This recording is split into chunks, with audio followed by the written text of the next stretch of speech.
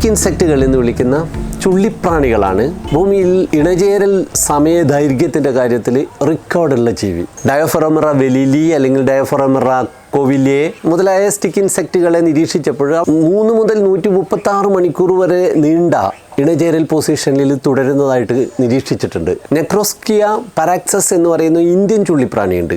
അത് 79 ദിവസമാണ് തുടർച്ചയായിട്ട് ഇണചേരൽ പൊസിഷനിൽ തന്നെ കഴിഞ്ഞത്. ഇതുവരെ ലോകത്ത് നിരീക്ഷിച്ചതിൽ വെച്ചിട്ട് ഏറ്റവും ദൈർഘ്യമേറിയ ഇണചേരലാണ് ഇത്. തുടർച്ചയായിട്ടുള്ള ഈ ദിവസം അല്ലെങ്കിൽ ഇത്രയും സമയം അത്രയും മുകളിലുള്ള ആൺ ചുള്ളിപ്രാണി അവയുടെ ലിംഗാവയവം, അടിയിലുള്ള പെൺ ചുള്ളിപ്രാണിയുടെ ലിംഗാവയവത്തിൻ്റെ ഉള്ളിൽ ലൈംഗിക പ്രവൃത്തികൾ തുടർന്നുകൊണ്ടേയിരിക്കുന്നു എന്നല്ല അർത്ഥം. ഇടവേളയെടുത്ത് നിരവധി തവണയായിട്ടാണ് ബീജസ്ഖലനം നടത്തുക. പക്ഷെ എന്തായാലും ഇത്രയും ദിവസം ആ വലിപ്പത്തിൽ വളരെ ചെറുതായിട്ടുള്ള ആൺ ചുള്ളിപ്രാണി വലിയ പെൺ ചുള്ളിപ്രാണിയുടെ മുകളിൽ ഇതുപോലെ കഴിയും. അതിൻ്റെ ശരീരത്തിൻ്റെ പുറകുവശത്തുള്ള ഒരു കൊളുത്ത് സംവിധാനമായിട്ടുള്ള ടാർസി എന്ന് പറയുന്ന ഒരു അവയവം ഉപയോഗിച്ചിട്ടാണ് കൊളുത്തി കാലുകൾ കൊണ്ട് ചേർത്ത് പിടിച്ച് അതേ നില തുടരുക. പരിണാമജീവശാസ്ത്രപരമായിട്ട് പല വിശദീകരണങ്ങൾ അതിദൈർഘ്യമേറിയ ഇത്തരം ഇണചേരൽ പ്രക്രിയയുടെ കാരണമായിട്ട് പറയുന്നുണ്ട്. പ്രധാനമായിട്ടും മറ്റ് ആൺ പ്രാണികൾ വന്ന് ഇണചേരുന്നത് തടയാനും സ്വന്തം ബീജത്തിലൂടെ തന്നെ അടുത്ത തലമുറ ഉണ്ടാവുമെന്ന് കാര്യം ഉറപ്പുവരുത്താനും കൂടിയിട്ടാണ് അത്തരത്തിൽ സ്വന്തം ജീനുകൾ തന്നെ സ്വന്തം തലമുറയെ തന്നെ മുന്നോട്ട് കൊണ്ടുപോകണം എന്നുള്ള ഒരു മത്സരത്തിൻ്റെ ഭാഗമായിട്ടാണ് ഇത്തരത്തിലുള്ള വേറെ ആരുമായിട്ട് ഇണചേരാൻ അനുവദിക്കാത്ത വിധത്തിൽ ഇങ്ങനെ തുടർന്നുകൊണ്ടേയിരിക്കുന്നതെന്നാണ് ഒരു വിശദീകരണം. സാധാരണഗതിയിലുള്ള ഇണചേരലും ബീജ കൈമാറ്റവും നടന്ന ഉടനെ തന്നെ ആൺ ചുള്ളിപ്രാണി അതിൻ്റെ പാട്ടിന് പോവുകയാണെങ്കിൽ ഉടനെ തന്നെ വേറൊരു ആൺ ചുള്ളിപ്രാണി വരികയാണെങ്കിൽ അത് മുന്നേ ഇട്ടിരുന്ന ബീജം മുഴുവൻ അവിടെ നിന്നും തോണ്ടിക്കളഞ്ഞ് പുതുതായിട്ട് തൻ്റെ ബീജം അവിടെ നിക്ഷേപിക്കുകയാണ് ചെയ്യുക. അത് ഒഴിവാക്കാൻ വേണ്ടിയിട്ടാണ് ഇത്തരത്തിലുള്ള കൂടെ തന്നെ പിടിച്ച് അതിന് മുട്ടയിടുന്നത് വരെ ഇണചേരൽ തുറന്നുകൊണ്ടേയിരിക്കുന്നത്. അതായത് കഴിയുന്നത്ര സമയം പെൺ പ്രാണിയെ വേറെ ആരുമായിട്ടും ഇണചേരാനുള്ള അവസരം കൊടുക്കാതിരിക്കാനാണ് ഇത്തരത്തിലുള്ള ഒരു ലോക്കിംഗ് രീതി എന്നാണ് കണക്കാക്കുന്നത്. തുമ്പികളൊക്കെ ഇത്തരത്തിലുള്ള ലോക്കിംഗ് രീതി തുടരുന്നവരാണ്. അവരെ നമ്മൾ നിരീക്ഷിച്ചാൽ കാണാം, ആൺതുമ്പികൾ ഇണചേരലിൻ്റെ സമയത്ത് ആ പൊസിഷനിൽ തന്നെ തുടർന്നുകൊണ്ട് തന്നെ പെൺതുമ്പിയെ ഏതെങ്കിലും വെള്ളക്കെട്ടിൽ മുട്ട ഇടുന്നത് വരെ അതേ പൊസിഷനിൽ തന്നെ തുടരുന്നത് നിങ്ങൾ വായിൽ കണ്ടിട്ടുണ്ടാവും. ഇത്രയും ദിവസം 79 ദിവസമൊക്കെ നീണ്ട ഇണചേരലിനിടയിൽ ഈ പാവങ്ങൾക്ക് വിശക്കില്ലേ എന്നൊക്കെ ചിന്തിക്കുന്നുണ്ടാവും. അതൊക്കെ അതിൻ്റെ പാടിന് നടക്കുന്നുണ്ടാവും. ഈ ടാർസി എന്ന് പറയുന്ന ഈ സംവിധാനം കൊണ്ട് മുകളിലുള്ള ആൺപ്രാണി ഈ പെൺപ്രാണിയെ ഇറുക്കി പിടിച്ചുകൊണ്ട് തന്നെ പിടിവിടാതെ അരികുകളിലേക്കൊക്കെ ചെരിഞ്ഞ് അത്യാവശ്യം വേണ്ട ഭക്ഷണമൊക്കെ ഇടയ്ക്കിടയ്ക്ക് കഴിക്കുന്നുണ്ടാവും. ഈ അവസരം മുതലെടുത്ത് ചിലപ്പോൾ വേറെ ആൺ ചുള്ളിപ്രാണികൾ വന്ന് ഇതിനെ തള്ളി താഴെയിട്ട് അത് ഇണചേരാൻ തുടങ്ങുകയും ചെയ്യും. ചിലപ്പോൾ ഇത്തരം സന്ദർഭങ്ങളിൽ വലിയ അടി നടക്കും, ആരെങ്കിലും ഒരാൾ വിജയിക്കും. ഇതൊന്നും മൈൻഡ് ചെയ്യാതെ പെൺപ്രാണി അതിൻ്റെ ജീവിതം തുടരുന്നുണ്ടാവും. പെൺപ്രാണിയെ സംബന്ധിച്ചിടത്തോളം അതിൻ്റെ മുകളിൽ ഒരു ജീവി ഉണ്ടാവുക എന്നുള്ളത് അതിൻ്റെ ജീവൻ രക്ഷിക്കുന്നതിന് വളരെ സഹായകരമാണ്. അതായത് ഏതെങ്കിലും തരത്തിലുള്ള പ്രാണിപിടിയന്മാർ വന്നു കഴിഞ്ഞാൽ ആദ്യം കൊത്തുക ഇതിൻ്റെ മുകളിലുള്ള ഇണചേരുന്ന ആൺപ്രാണിയാണല്ലോ.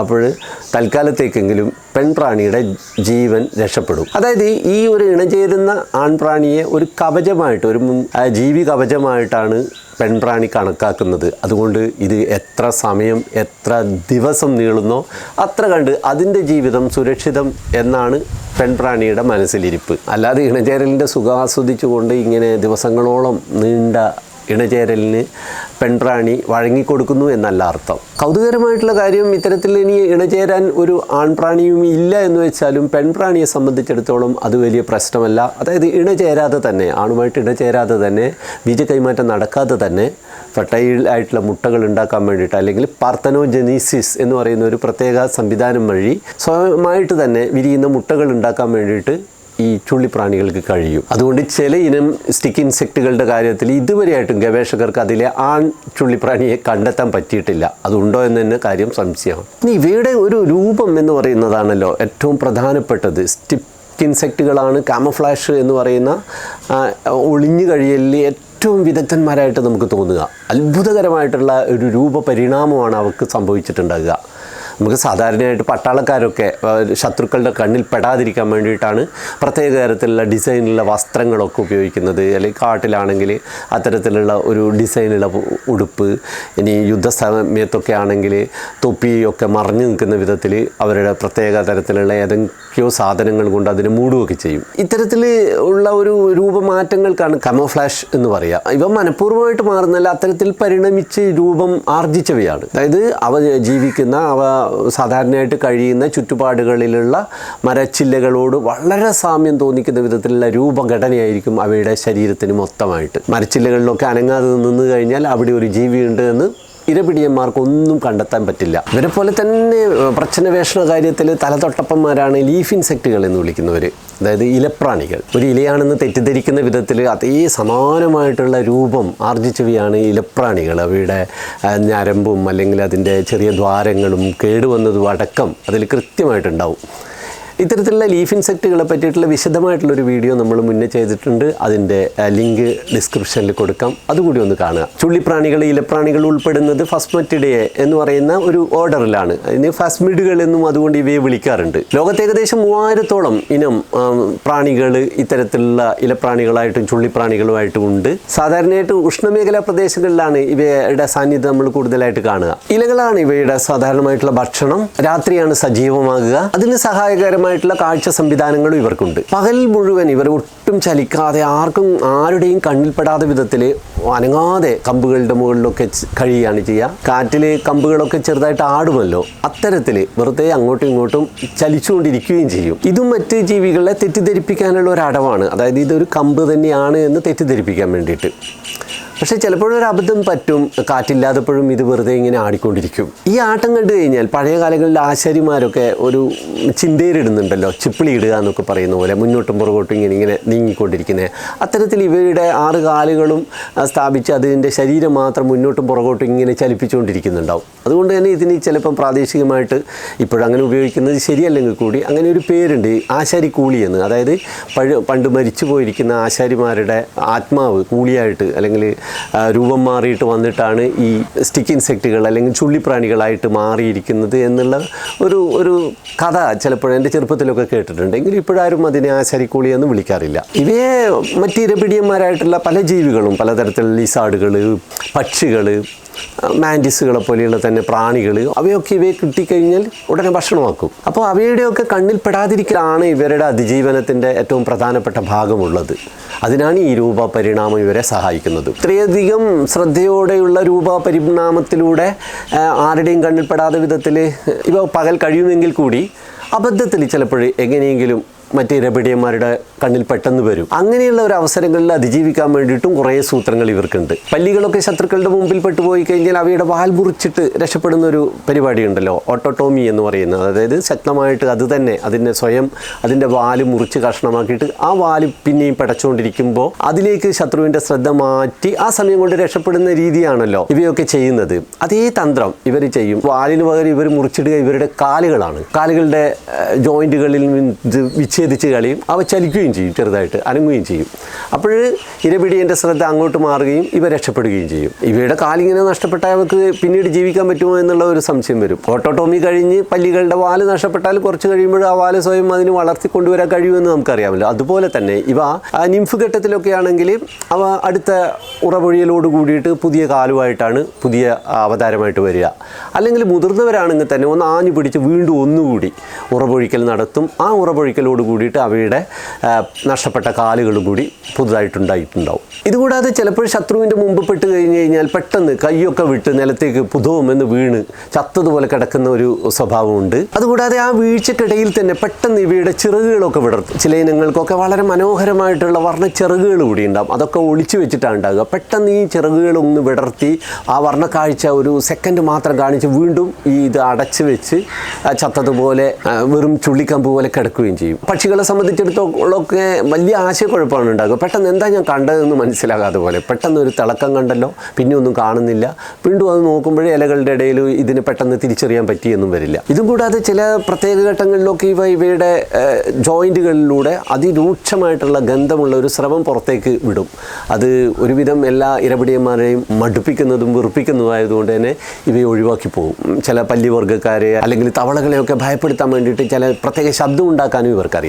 ഇണചേരൽ പോലെ തന്നെ ഇവയുടെ മുട്ടയിടലും വളരെ രസകരമായിട്ടുള്ളൊരു കാര്യമാണ്. ഇണചേരാതെയും മുട്ടകൾ ഉണ്ടാവും എന്ന് നമ്മൾ പറഞ്ഞല്ലോ. ഇത്തരത്തിലുള്ള മുട്ടകളായാലും അല്ലാതെ ഇണചേർന്നുണ്ടായ മുട്ടകളായാലും ഇവ പല വിധത്തിലാണ് ഇടുക. ചിലത് പാക്കറ്റുകളായിട്ട് കുറേ മുട്ടകൾ ചേർത്തുകൊണ്ടുള്ള ഒരു പാക്കറ്റുകളായിട്ടിടും, അല്ലെങ്കിൽ അധികവും എണ്ണത്തിൻ്റെയും ഒറ്റക്കൊറ്റക്കായിട്ടാണ് മുട്ടകൾ പല സ്ഥലങ്ങളിലായിട്ട് മണ്ണിലിട്ട് വെക്കുക ചെയ്യുക. ഓരോ തവണ 200 മുതൽ 1200 വരെ എണ്ണം മുട്ടകൾ ഉണ്ടാവും ഒരു സ്റ്റിക്ക് ഇൻസെക്റ്റ് ഇടുന്നത്. അത് സ്പീഷീസുകൾക്കനുസരിച്ചിട്ട് ഈ മുട്ടകളുടെ എണ്ണത്തിൽ വ്യത്യാസം ഉണ്ടാവും. അങ്ങനെ ഒറ്റക്കായിട്ടിടുന്ന ഈ മുട്ടകളുടെ രൂപം എന്ന് പറയുന്നത് വളരെ കൗതുകകരമാണ്. പല സ്പീഷീസുകൾക്കും പല വ്യത്യസ്തമായിട്ടുള്ള രൂപവും ഘടനയും ഒക്കെയുള്ള മുട്ടകളാണ്. അല്ലാതെ നമ്മൾ കരുതുന്ന നമ്മുടെ മനസ്സിലുള്ളതുപോലെ എല്ലാം ഒരേ ഷേപ്പിലുള്ള അണ്ഡാകൃതിയിലുള്ള മുട്ടകളൊന്നും അല്ല ഇടുക.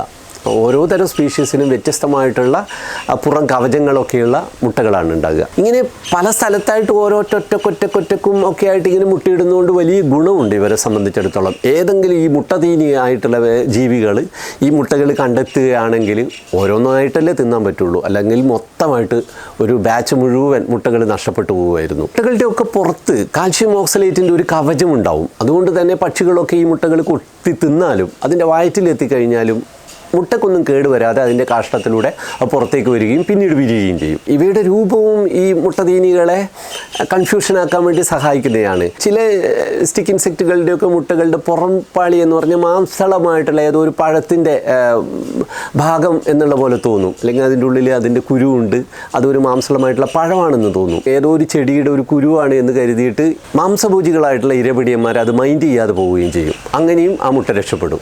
അതേസമയം തന്നെ ഇവ കണ്ടിട്ട് ഇത് പഴമാണെന്ന് കരുതിയിട്ട് ചില ഉറുമ്പുകൾ ഇവ എടുത്തു കൊണ്ടുപോയിട്ട് അവയുടെ കൂട്ടിൽ കൊണ്ടുപോകും. എന്നിട്ട് ഈ പുറത്തുള്ള ഈ പാളിയൊക്കെ കുറേശ്ശെ തിന്നു കഴിയുമ്പോഴാണ് ഉള്ളിൽ കടുപ്പുള്ളതാണ്, അത് അവർ അതിൻ്റെ കുരുവാണ് എന്നുള്ള മട്ടിൽ ഉറുമ്പ് കൂടുകളിൽ തന്നെ വേസ്റ്റുകൾ കൊണ്ടിടുന്ന ഒരു ഭാഗം ഉണ്ടാവും, അവിടെ കൊണ്ടുപോയിട്ട് നിക്ഷേപിക്കും. അവിടെ ആ മുട്ട സുരക്ഷിതമായിരിക്കും. കുറേ നാളുകൾ, ചിലപ്പോൾ മാസങ്ങൾ അല്ലെങ്കിൽ വർഷങ്ങളോളം അവിടെ സുരക്ഷിതമായിട്ട് കഴിയും. എന്നിട്ട് അവസരം എത്തുമ്പോൾ ആ മുട്ടയിൽ നിന്നും വിരിഞ്ഞ് ഇതിൻ്റെ നിംഫുകൾ, വളരെ ചെറിയ രൂപത്തിലുള്ള ചുള്ളിപ്രാണികളുടെ കുഞ്ഞു രൂപം പുറത്തേക്ക് വരും. അത് കാഴ്ചയിൽ ചിലപ്പോൾ ഒരു ഉറുമ്പിൻ്റെ കുഞ്ഞിനെ പോലത്തെ ഒക്കെ തോന്നും. അതുകൊണ്ട് ഉറുമ്പുകൾ ഇതിനെ ആക്രമിക്കുകയോ ഒന്നും ചെയ്യുന്നുമില്ല. അപ്പോൾ സൗകര്യം ഒക്കുമ്പോഴേ ഈ കുഞ്ഞു നിംഫുകൾ ഉറുമ്പുകൂട്ടിൽ നിന്നും തന്ത്രപരമായിട്ട് രക്ഷപ്പെട്ട് അതിൻ്റെ പുതിയ ജീവിതം ആരംഭിക്കുകയും ചെയ്യും. മുട്ട വിരിഞ്ഞ് പുറത്ത് വരുന്ന നിംഫുകൾ പല തവണയായിട്ട് അതിൻ്റെ പുറംപാളികൾ പൊളിച്ച് കളഞ്ഞിട്ടാണ് വളരുക. എക്സോസ്കെൽട്ടൻ മോൾട്ട് ചെയ്യുക എന്ന് പറയും. അത് പൊളിച്ച് അതിൻ്റെ ഉള്ളിൽ നിന്ന് പുതിയൊരു രൂപത്തിലേക്ക്, വലിപ്പമുള്ള രൂപത്തിലേക്ക് വരും. ഇങ്ങനെ പല ഘട്ടങ്ങളിലൂടെ കടന്നിട്ടാണ് അത് പൂർണ്ണമായിട്ടുള്ള അഡൾട്ടാകുമ്പോഴാണ് അവർക്ക് ചിറകുള്ള സ്പീഷീസുകളാണെങ്കിൽ ചിറകുകളോട് കൂടിയിട്ടുള്ള അവസാനത്തെ മോൾട്ടിങ് നടക്കുന്നത്. ഇനി കൗതുകകരമായിട്ടുള്ള ഒരു കാര്യം കൂടിയുണ്ട്. ഈ ഉറപ്പൊഴിച്ചതിൻ്റെ ശേഷം ഉടനെ തന്നെ അവ ആ ഉറയും തിന്നും. അവ അവിടെ തന്നെ ഉപേക്ഷിക്കുന്നത് വേറെ ഏതെങ്കിലും ഇരപിടിയന്മാർക്ക് ഇതിൻ്റെ സാന്നിധ്യം ഇവിടെയുണ്ട് എന്നുള്ളതിൻ്റെ സൂചന നൽകുമല്ലോ. സാധാരണഗതിയിൽ ഇവ ഉറപ്പൊഴിച്ചാലും അത്ര ദൂരത്തേക്കൊന്നും ഇതിന് സഞ്ചരിച്ച് പോകാൻ പറ്റില്ല. ഇവയുടെ വേഗതയൊക്കെ വളരെ കുറവാണ്. അതുകൊണ്ട് ചുറ്റുവട്ടത്ത് ഇവരുണ്ടാവും എന്നുള്ള ധാരണയോട് കൂടിയിട്ട് ഇരപിടിയന്മാരെ അതിന് ചുറ്റും നിരീക്ഷിക്കാനൊക്കെ സാധ്യതയുള്ളതുകൊണ്ട് തന്നെ പൊഴിച്ചു കളഞ്ഞ സ്വന്തം ശരീരഭാഗം തന്നെ അവ ഉടനെ തന്നെ ഭക്ഷണമാക്കും. പിന്നെ ഒരു കാരണം, വളരെ നല്ല പ്രോട്ടീനും പോഷകങ്ങളും ഒക്കെ അടങ്ങിയിരിക്കുന്ന ഈ ശരീരഭാഗം എന്തിനാണ് ഇങ്ങനെ നഷ്ടപ്പെടുത്തുന്നത് എന്നുള്ള ഒരു ചിന്ത കൂടിയാകാം. ഇവയുടെ രൂപം ശ്രദ്ധിച്ചോ? ഇവയുടെ നീളത്തിൻ്റെ അത്ര തന്നെ ചിലപ്പോൾ ഇവയുടെ ആൻറ്റിനുകൾക്ക് നീളമുണ്ടാവും. വളരെ നീളത്തിലുള്ള ആൻറ്റിനുകളാണ് ഇവർക്കുണ്ടാകുക. കാഴ്ചയിൽ നിസ്സാരരായിട്ടുള്ള പ്രാണിയായിട്ടൊക്കെ തോന്നുമെങ്കിലും 3 വർഷം ഒക്കെ ഇവയുടെ ആയുർദൈർഘ്യമുണ്ട്. അത്രയും കാലമൊക്കെ ഇവ ജീവിക്കുന്നുണ്ട്. യൂറിക്നിമ വെർസിറുബ്ര എന്ന് പറയുന്ന ഒരു ഇനം സ്റ്റിക്ക് ഇൻസെക്റ്റ് ഉണ്ട്. മലയൻ ചൈനക്കാരൊക്കെ അതിനെ വളർത്തും. എന്നിട്ട് വളർത്തിയിട്ട് അതിന് പ്രത്യേക തരത്തിലുള്ള ഇലകളൊക്കെ ഭക്ഷണമാക്കി കൊടുത്തതിന് ശേഷം അത് പുറത്തേക്ക് വിടുന്ന ഈ കാഷ്ടം ശേഖരിച്ചിട്ട് അതിനെ കൊണ്ട് പ്രത്യേകതരമായിട്ടുള്ള ചായകൾ ഉണ്ടാക്കും, ഔഷധ ചായകൾ എന്ന് അവർ പറയുന്നു. പല രോഗങ്ങൾക്കും ചികിത്സിക്കാൻ വേണ്ടിയിട്ട് ഈ ഔഷധ ചായ പറ്റും എന്നാണ് അവരുടെ അവകാശവാദം. കൗതുകത്തിനായിട്ട് ഇവയെ പിടികൂടി പെറ്റായിട്ട് വളർത്തുന്നവർ ധാരാളമായിട്ടുണ്ട്. ഓസ്ട്രേലിയയിലും ഹവായിലുമൊക്കെ ഉള്ള ആൾക്കാർ ഇവ ഐശ്വര്യം കൊണ്ടുവരും എന്നുള്ള ഒരു തെറ്റിദ്ധാരണയുടെ മുകളിൽ, അന്ധവിശ്വാസത്തിൻ്റെ മുകളിൽ ഇവയെ ഗ്ലാസ് ഭരണികളിൽ പിടികൂടി സൂക്ഷിക്കുന്നവരാണ്. ഇത്തരത്തിൽ പെറ്റായിട്ട് വളർത്താൻ വേണ്ടിയിട്ട് പിടിച്ചു കൊണ്ടുപോകുന്നതാണ് ഇവരെ സംബന്ധിച്ചിടത്തോളം അവയുടെ നിലനിൽപ്പിന് വളരെ വലിയ ഒരു വെല്ലുവിളിയായിട്ട് മാറിയിട്ടുള്ളത്. ഇവയുടെ രൂപം ഒന്ന് ശ്രദ്ധിച്ചാൽ ഇവർ വളരെ നേർത്ത കാലുകളാണ്, 3 ജോഡി കാലുകൾ. ഇൻസെക്റ്റുകൾക്ക് എല്ലാവർക്കും 3 ജോഡി കാലുകളാണ് ഉണ്ടാവുക എന്ന് നമുക്കറിയാമല്ലോ. പ്രത്യേകത എന്താണെന്ന് വെച്ചാൽ ഒരേ സമയം ഈ 6 കാലുകളും വ്യത്യസ്ത രീതിയിൽ ചലിപ്പിക്കാൻ വേണ്ടിയിട്ട് ഇവർക്ക് പറ്റും. അപ്പോൾ പുതുതായിട്ടുള്ള ഈ റോബോട്ടിക്സിൻ്റെ ഭാഗമായിട്ടുള്ള ഗവേഷണങ്ങൾക്ക് പുതിയ 6 കാലി റോബോട്ടുകളുടെ നിർമ്മാണത്തിൽ അവയുടെ ചലനം എങ്ങനെയായിരിക്കണം എന്നുള്ളത് ഗവേഷണം നടത്താൻ വേണ്ടിയിട്ട് ഈ സ്റ്റിക്ക് ഇൻസെക്റ്റുകളുടെ ചലനത്തെ ഒരു മാതൃകയായിട്ട് എടുക്കുന്നുണ്ട്. വാക്കിംഗ് സ്റ്റിക്ക് അല്ലെങ്കിൽ നടക്കുന്ന ചുള്ളിക്കമ്പ്, ചെകുത്താൻ പ്രാണി എന്നൊക്കെ പല പേരുകളിൽ ഇവ ലോകത്തെങ്ങും അറിയപ്പെടുന്നുണ്ട്. എന്തൊക്കെയായാലും ഇതിൻ്റെ ഒരു കാഴ്ച, ഒരു അമ്പരപ്പിക്കുന്ന കാഴ്ചയാണ്. നമ്മൾ ഞെട്ടിപ്പോവും. ഇത് ഒരു ജീവി തന്നെയാണോ എന്ന് പലപ്പോഴും നമുക്ക് സംശയമാവും. എങ്ങനെയാണ് പരിണാമം ഇത്തരത്തിലുള്ള അത്ഭുതകരമായിട്ടുള്ള രൂപം സാധ്യമാക്കുന്നതെന്ന് ചിന്തിച്ചു പോകും. നമ്മൾ കരുതും ഇത് ഇത്തരത്തിലുള്ള ഡിസൈൻ ചെയ്തിട്ട് തന്നെ ഇങ്ങനെ ഒരു ജീവിയായിട്ട് പ്രകൃതി സൃഷ്ടിച്ചതാണെന്ന്. അങ്ങനെയൊന്നുമല്ല. കോടാനുകോടി സാധ്യതകൾ മ്യൂട്ടേഷൻ വഴി ഉണ്ടായതിൽ അതിജീവനത്തിന് ഏറ്റവും കൂടുതൽ സഹായകരമായിട്ടുള്ള രൂപം ആർജിച്ചവ മാത്രമേ നമ്മൾ ഇപ്പോൾ കാണുന്നുള്ളൂ എന്നേ ഉള്ളൂ. ഇത്തരത്തിലല്ലാത്ത പല തരത്തിലുള്ള നമ്മൾക്ക് സങ്കല്പിക്കാൻ പറ്റാത്ത കോടിക്കണക്കിന് സാധ്യതകൾ, രൂപസാധ്യതകൾ കടന്നു പോയിട്ടുണ്ട് ഈ ജീവികളുടെ വർഗ്ഗങ്ങൾ. അവയൊക്കെ പ്രത്യേകിച്ചിട്ട് അതിന് ഗുണമൊന്നും വരാത്തതുകൊണ്ട് തന്നെ അവയൊക്കെ മറ്റിരപടിയന്മാർ തിന്ന് ചത്ത് കുലം കുത്തിപ്പോയി എന്നേ ഉള്ളൂ. ഈ രൂപം കോടി വർഷങ്ങളിലൂടെയുള്ള പരിണാമം വഴി പല ഘട്ടങ്ങളിലൂടെ കടന്നുപോയിട്ട് എത്തിയതാണ് നമ്മൾ ഇന്ന് കാണുന്ന ബാക്കിയായിട്ടുള്ള ഈ ചുള്ളിപ്രാണികൾ എന്നാണ് അർത്ഥം. അല്ലാതെ ഈ ഒരു രൂപം നേരിട്ട് അങ്ങനെ പരിണമിച്ചുണ്ടായി എന്നല്ല അർത്ഥം. എപ്പോഴും ഒരു സംശയം എല്ലാവർക്കും ഉണ്ടാകുന്നതാണത്. വടക്കേ അമേരിക്കയിലൊക്കെ കാണുന്ന 1 ഇഞ്ച് മാത്രം വലിപ്പമുള്ള ടീമേമ ക്രിസ്റ്റേന എന്ന് പറയുന്ന ഒരു ചുള്ളിപ്രാണി തൊട്ടിട്ട് കാലൊക്കെ നീട്ടിവെച്ച് കഴിഞ്ഞാൽ 21 ഇഞ്ച് നീളമുള്ള ഫൊബൈറ്റിക്കസ് കിർബി എന്ന് പറയുന്ന ബോർണിയോയിൽ നിന്നുള്ള വമ്പൻ ചുള്ളിപ്രാണി അടക്കമുണ്ട്. ഭൂമിയിലെ ഏറ്റവും നീളമുള്ള ഇൻസെക്റ്റുകൾ എന്തായാലും ഈ ചുള്ളിപ്രാണികളായിരിക്കും. പരിണാമം ഇത്തരത്തിലുള്ള പ്രാണിവർഗ്ഗങ്ങളിൽ നടത്തിയിരിക്കുന്ന അത്ഭുതകരമായിട്ടുള്ള പല അനുകൂലനങ്ങളുമുണ്ട്. അവയൊക്കെ തുടർന്നുള്ള വീഡിയോകളിൽ നമുക്ക് ചർച്ച ചെയ്യാം. അപ്പോൾ ഞാൻ വിജയകുമാർ ബ്ലാത്തൂർ വളരെ ചെറിയ പ്രാണികൾ തൊട്ടിട്ട് വലിയ സസ്തനികൾ വരെയുള്ള ജീവലോകത്തെ പരിചയപ്പെടുത്താനായിട്ടുള്ള അടുത്ത വീഡിയോയുമായിട്ട് ഉടൻ വരാം. അതുവരേക്കും വണക്കം.